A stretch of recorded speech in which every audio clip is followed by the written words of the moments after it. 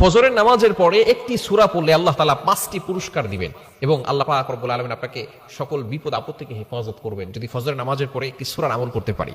1 নম্বর পুরস্কার হচ্ছে আল্লাহ পাক রব্বুল আলামিন একটি সূরা পড়লে, কোরআন শরীফ 10 বার পড়লে যে সওয়াব হয় সেই পরিমাণ সওয়াব আল্লাহ তাআলা আপনার আমলনামায় দিয়ে দিবে, বলেন সুবহানাল্লাহ। অর্থাৎ একটি সূরা পড়লেই 10 বার কোরআন খতম করার সওয়াব পাবেন।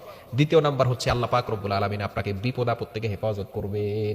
সকল বিপদ আপদ, যত ধরনের বিপদ আছে, দুশমনদের দুশমনি থেকে আল্লাহ হেফাজত করবেন, হিংসুক চোখ থেকে আপনাকে হেফাজত করবেন, বিপদ থেকে আল্লাহ পাক রব্বুল আলামিন আপনাকে হেফাজত করবেন। তৃতীয় নাম্বার, অভাব দূর করে দিবেন। অনেকে আছে রিজিকের টেনশন করছেন, অনেকে ঘরের ভিতরে খাবার নাই, সামনে কি করবেন কোনো কুল কিনারা খুঁজে পাচ্ছেন না। ছেলের চিন্তা আছে, মেয়ের চিন্তা আছে, স্ত্রীর চিন্তা আছে, নিজের চিন্তা আছে, ক্যারিয়ারের চিন্তা, ফিউচারের টেনশন, বিভিন্ন ভাবে আপনি হতাশ হয়ে যাচ্ছেন, ডিপ্রেশনে পড়ে যাচ্ছেন। আপনি যদি ফজরের নামাজের পরে সূরা ইয়াসিনের তেলাওয়াত করতে পারেন, আল্লাহ তাআলা গায়েবী ভাবে আপনার অভাব দূর করে দিবেন। এজন্য অবশ্যই আমরা এই সূরাটির আমল করার চেষ্টা করব। 4 নাম্বার হচ্ছে অসুস্থ ব্যক্তির জন্য যদি সূরা এটা তেলাওয়াত করা হয় ফজরের নামাজের পরে, আল্লাহ পাক রব্বুল আলামিন তাকেও সেই পুরস্কার দান করে দিবেন, তাকে সুস্থতার নিয়ামত দান করে দিবেন। 5 নাম্বার হচ্ছে যে ব্যক্তি সূরা পড়বে আল্লাহ পাক রব্বুল আলামিন এই সূরা তাকে শাফায়াত করে জান্নাতের ব্যবস্থা করে দিবেন। শাফায়াত করে তার জন্য জান্নাতের ব্যবস্থা করবে। সেই সূরাটি কি? সেই সূরাটি হচ্ছে সূরাতুল ইয়াসিন। চমৎকার একটি সূরা। এই সূরা হচ্ছে পবিত্র কোরআনুল কারীমের ভিতরে 22 নম্বর পারার 19 নম্বর পৃষ্ঠায় রয়েছে। 10-11 নম্বর লাইনগুলোতে চমৎকার একটি সূরা। সূরা ইয়াসিনের অনেক ফজিলত রয়েছে।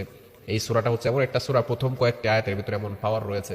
নবীজি সাল্লাল্লাহু আলাইহি ওয়াসাল্লামকে যখন আবু লাহাবের স্ত্রী উম্মে জামিল আঘাত করতে এসেছিল, এমন সময় আবু বকর সিদ্দিক রাদিয়াল্লাহু তাআলা পাশে দাঁড়ানো। আবু লাহাবের স্ত্রী উম্মে জামিল এসে বলতেছে, মুহাম্মদ কোথায়? আইনা মুহাম্মদ, মুহাম্মদ কোথায়? আবু বকর সিদ্দিক রাদিয়াল্লাহু তাআলা নবীজিকে দেখতে পাচ্ছেন, কিন্তু আবু লাহাবের স্ত্রী উম্মে জামিল দেখতে পারে না। নবীজি সাল্লাল্লাহু আলাইহি সাল্লামকে না দেখতে পারে। আর আবু বকর সিদ্দিক রাদিয়াল্লাহু তাআলা খুবই বিচক্ষণ ছিলেন। তিনি বললেন যে, আপনি খুঁজে নেন মুহাম্মদ কোথায় আছে, আপনি খুঁজে নেন। তিনি যে বলেন নাই যেখানে আছে। পরবর্তী সময় যখন তারা চলে গেল, এবার নবীজি সাল্লাল্লাহু আলাইহি সাল্লাম বলেন, আমি সূরা ইয়াসিনের প্রথম যে আয়াতগুলো আছে সেগুলো তেলাওয়াত করলাম 9 নম্বর আয়াত পর্যন্ত। প্রথম আয়াতগুলো তেলাওয়াত করার ফলে আল্লাহ পাক রব্বুল আলামিন আমার দুশমনের মাঝে আর আমার মাঝে একটা নূরের পর্দা ঢেলে দিয়েছেন, যার কারণে কঠিন বিপদ থেকে আল্লাহ পাক রব্বুল আলামিন হেফাজত করেছেন। সুতরাং যে আল্লাহ এই বিপদ থেকে হেফাজত করেছেন, সে আল্লাহর শক্তি এখনো আছে না নাই? সে আল্লাহর ক্ষমতা আছে না নাই? এজন্য অবশ্যই আমরাও যদি সূরা ইয়াসিনের তেলাওয়াত করতে পারি, তাহলে আল্লাহ পাক রব্বুল আলামিন বিপদ আপদ থেকে হেফাজত করবেন। শুধু তাই নয়, অভাব দূর করে দিবেন এবং কোরআন হবে শাফাআতকারী।